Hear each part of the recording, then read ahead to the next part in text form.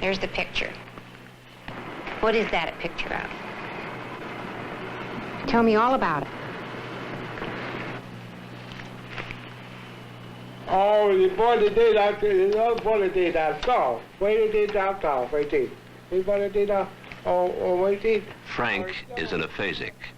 Because of a recent stroke and resulting brain damage, he cannot speak normally, although his ability to think has not been impaired. Now he is in therapy at the University of Chicago's Billings Hospital under the supervision of Dr. Joseph Wepman. Dr. Wepman has discovered that unless aphasics are led gradually through 5 distinct stages of speech development, they may never regain normal speech.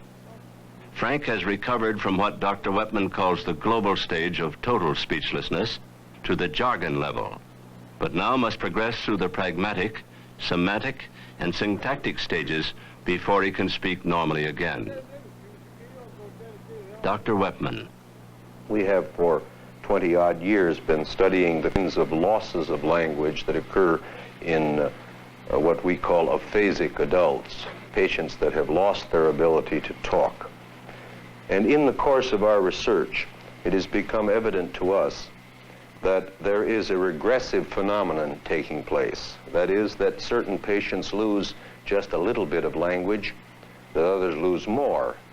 What we attempt to do is to explore through tests that we have devised, one called the Language Modalities Test for Aphasia, the level of language usage that the patient is at, determine whether a patient can respond best to visual forms, to written forms, to spoken forms, etc., and in this process decide where and how we should undertake the recovery process.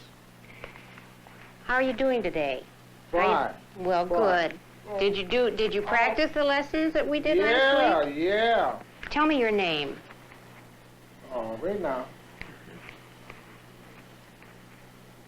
I can't do it. No, I can't do it. Well, write it. Here, write it. Although Frank can't say his name, he can write it easily.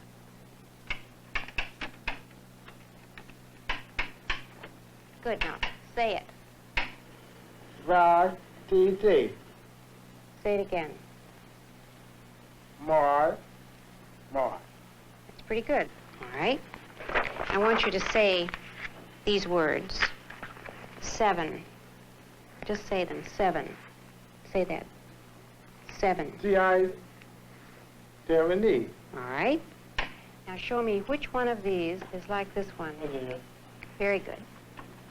Now draw this one.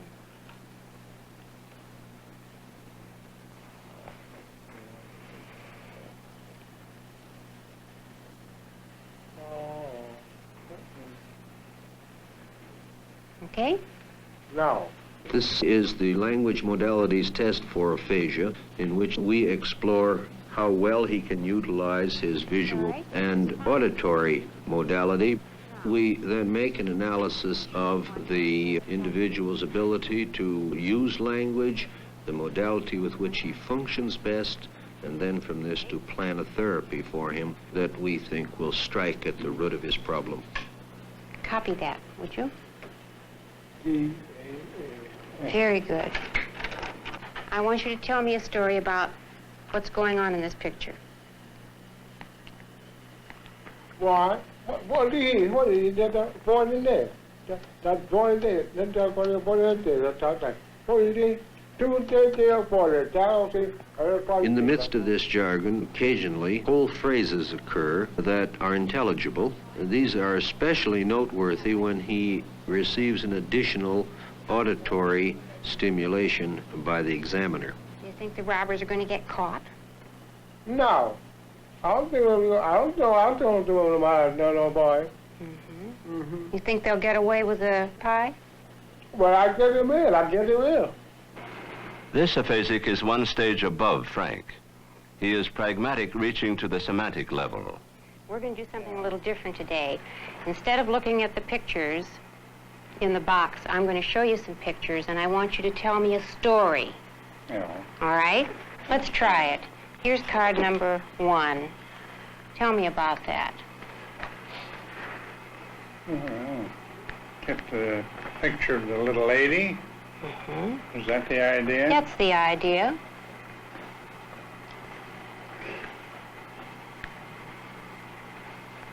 Oh, I couldn't see this. The binding rack, the wine I could check, huh? I didn't see that. I couldn't read that. Teaching ration, huh? Tell me some more about it. Why am I here? To learn about her? Well, I want you to talk about her. As a pragmatic aphasic, he speaks incoherently and makes up words, but occasionally, when he reaches into the semantic level, he is able to put together whole phrases, merely misusing some nouns or verbs. Let's go on to card number 2. Tell me about this one now. Now, about the lady Mm-hmm. and the bicycle, or learning about the bass. Well, she's learning the reading, watching the, I don't know what to say here. What's that to be, honey? What is it? To wedge from the rain, make a right?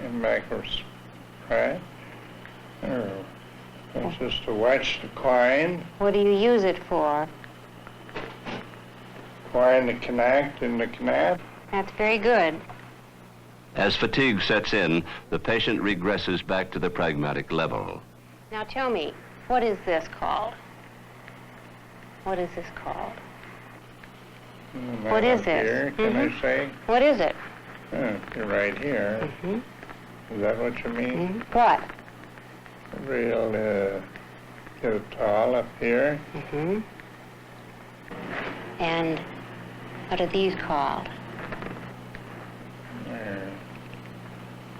Which is here. That's your, That's the wedge. this is your, Which in the nail. I don't see where this is anything for me. don't you? I think it is.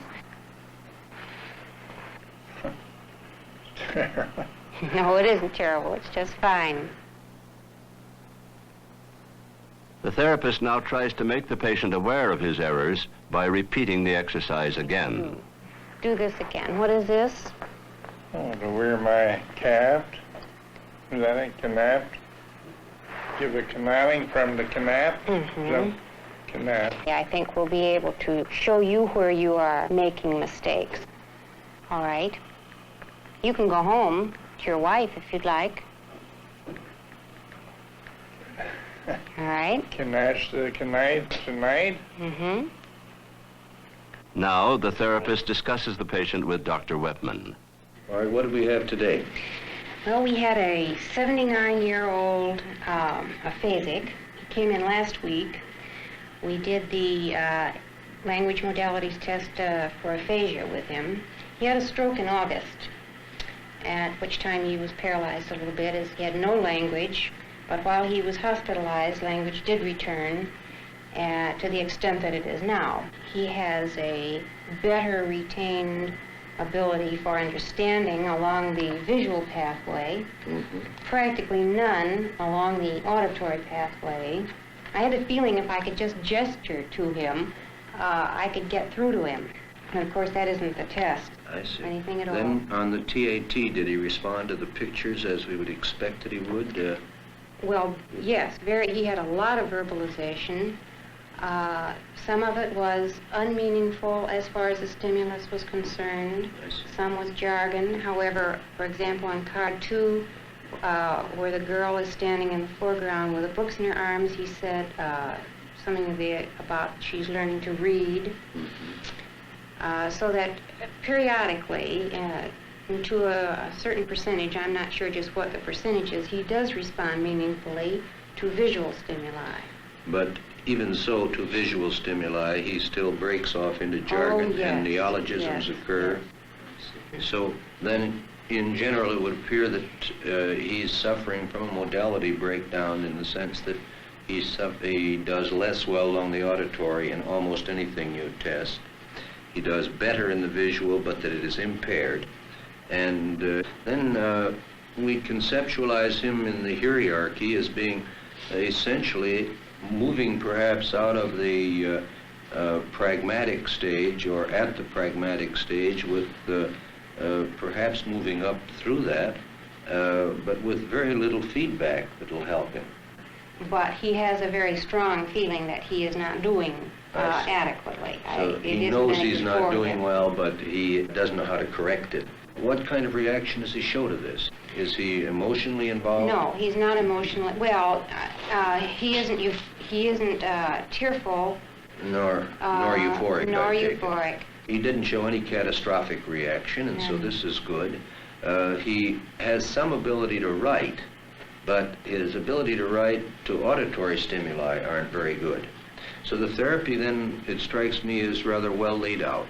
We want to move him from a basic pragmatic aphasia into a semantic process, and the way to do that, of course, is, as we always say, move him into a recognition of his own errors, but through using the visual modality, since that's his best retained modality. He's how old now again? 79. He's 79. Well, that shouldn't stop us. 79-year-olds are as well able to recover as younger ones. He certainly seems to want to very badly. Oh,